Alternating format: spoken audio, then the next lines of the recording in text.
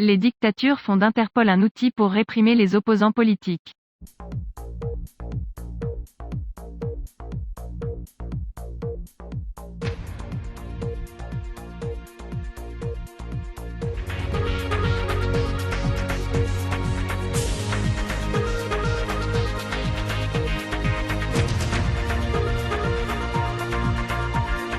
La police internationale est-elle devenue le bras long des régimes dictatoriaux? Une question posée par le journal The Guardian, dans une longue enquête écrite par Josh Jacobs, dans laquelle il a déclaré que la liste rouge, qui était généralement utilisée dans le passé pour poursuivre les criminels et les gangs du crime organisé, contient désormais les noms des réfugiés et opposants politiques. Il a commencé par parler de l'homme d'affaires russe Alexei Karis, qui en 2015 a recherché les informations pour lire une histoire selon laquelle le gouvernement russe demanderait son arrestation par l'intermédiaire de l'Organisation internationale de police criminelle, Interpol. Il était étonné de ne connaître Interpol que par des films et des romans. Il a essayé de s'assurer que la tentative russe était une provocation et que la police internationale ne le poursuivrait pas. Au cours des mois suivants, il a continué à suivre la liste de milliers de noms, terroristes, criminels et ravisseurs d'enfants. Karis s'est retrouvé face aux autorités lorsqu'il dirigeait la société ZAW Rodersenberg, qui a remporté un contrat gouvernemental en 2010 pour réparer un chantier naval près de la ville de Vladivostok, dans l'est de la Russie. Il a déclaré que son partenaire commercial, Igor Borbu, lui avait parlé d'un fonctionnaire qui détournait de l'argent du projet. Il a déclaré qu'il avait été visé après avoir menacé de dénoncer la corruption officielle et parce qu'il avait refusé de témoigner contre la LOT. Selon son récit, les services secrets russes lui ont dit que sa partenaire s'effondrerait et qu'il pourrait l'aider, sinon il tomberait comme lui. Il espérait naïvement qu'il l'enquête russe pour l'exonérer, mais un rapport d'Interpol a confirmé sa culpabilité, une fraude, qui entraîne avec lui une peine de 10 ans de prison en Russie, et que Karis fait partie d'un groupe criminel, qui lui a volé des dizaines de millions de livres sterling. Entreprise. Ted Broman, qui a témoigné en tant qu'expert lors de son procès en Russie, a estimé que les accusations étaient sans fondement et sans aucune substance. Il s'agit de la dernière tentative de la Russie d'utiliser Interpol comme une arme contre ses opposants, a conclu Broman, un expert des affaires internationales de la Heritage Foundation de droite. Selon l'Institut américain Freedom House, la Russie est responsable de 38% des rapports rouges d'Interpol.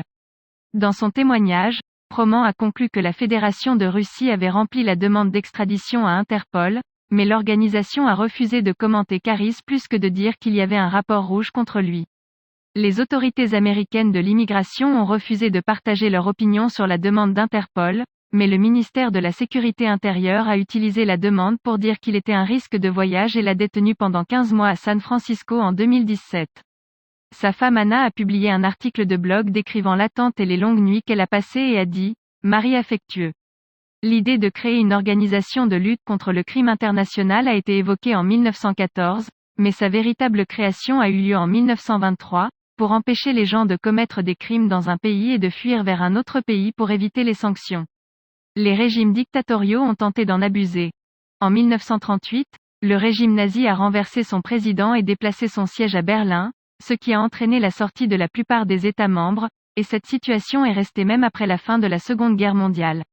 Il aide 194 États membres à rechercher et à poursuivre les criminels de guerre, les trafiquants de drogue et les fugitifs de la justice, et ces listes rouges s'apparentent à un mandat d'arrêt international car des milliers de fugitifs sont localisés chaque année.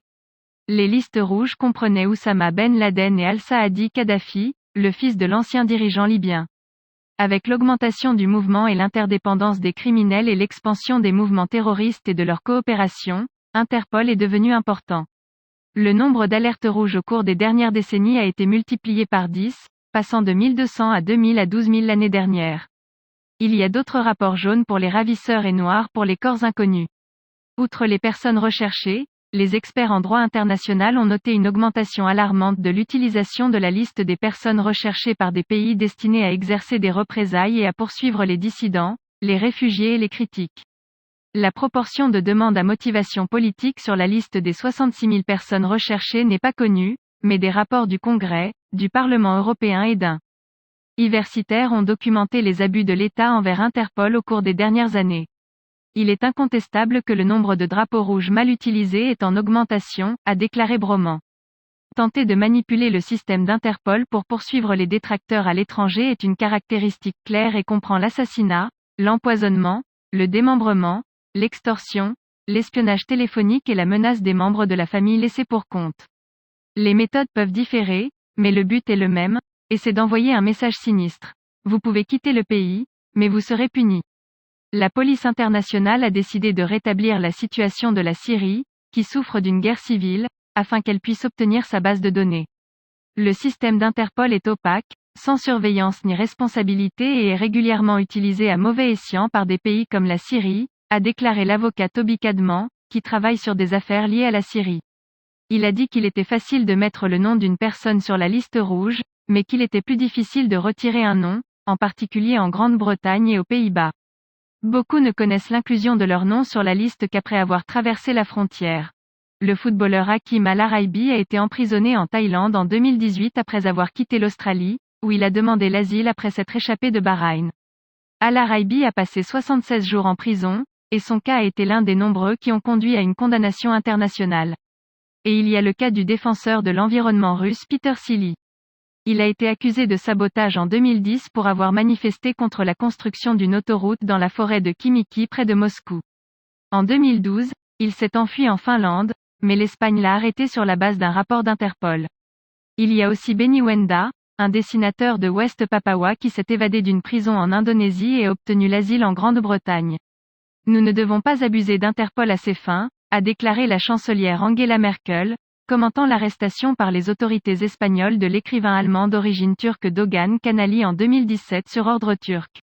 Mais les autorités marocaines ont arrêté le mois dernier le militant ouïghour, Idrissi Ishan, que la Chine demande son expulsion. Interpol a annulé son mandat d'arrêt après avoir examiné son cas, mais il risque l'expulsion.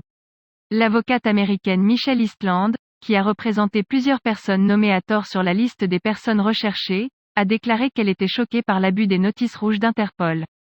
Elle a ajouté que la montée de l'opposition via Internet a accru le désir des gouvernements de faire taire les voix dissidentes.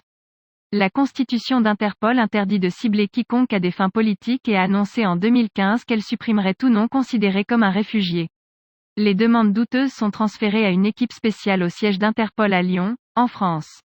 La Turquie a déclaré qu'Interpol avait rejeté 773 demandes d'inscription des noms de membres de l'organisation, Service, affiliée à Fethullah Gülen, qui est classé comme terroriste en Turquie et accusé d'avoir participé à la tentative de coup d'État ratée de 2016. L'intervention d'Interpol contre la Turquie est l'un des exemples, mais les États membres fournissent généralement des informations correctes sur les personnes recherchées, puis les accusent de délits financiers ou d'abus de ressources et de profits. Au cours des 7 dernières années, Jürgen Stock, secrétaire général d'Interpol, a reconnu la menace que représentent les notices rouges problématiques pour la réputation de l'organisation. Il a déclaré que les pays ne communiquent pas à Interpol le statut de réfugié d'une personne recherchée et que c'est une responsabilité partagée. Il a été confronté à des problèmes liés à l'épidémie tels que les faux vaccins, les cyberattaques et les fausses communications. Stock, 62 ans, considère que le travail principal de la fondation est de lutter contre la maltraitance des enfants, les meurtriers et les tricheurs. Il pense que l'utilisation abusive des rapports rouges à des fins politiques et contre les réfugiés ne représente qu'un faible pourcentage des rapports réels. Selon lui, le pourcentage de signalements motivés par des motifs politiques ne dépasse pas 5%. Enfin, la police internationale est dirigée par ses États membres, et le mois prochain les pays se réuniront à Istanbul pour choisir un nouveau président pour succéder à Stock. Parmi ceux qui briguent le poste se trouve le candidat controversé, Ahmed Nasser Al-Raïssi, un responsable de la sécurité aux Émirats arabes unis qui est membre du comité exécutif d'Interpol. Les organisations de défense des droits humains et les avocats d'Al-Raïssi sont accusés d'avoir supervisé les violations dans les prisons émiraties, où des opposants et des critiques du régime au pouvoir ont été arrêtés. Dans un rapport publié cette année par International Human Rights Advisors, l'avocat britannique et ancien juge David Calvert-Smith ne certifiera et ne confirmera pas le président émirati d'Interpol sur le dossier émirati en matière de droits de l'homme et de justice pénale, mais en plus, le général Raisi n'est pas apte à ce rôle et aux violations de la justice pénale. Système.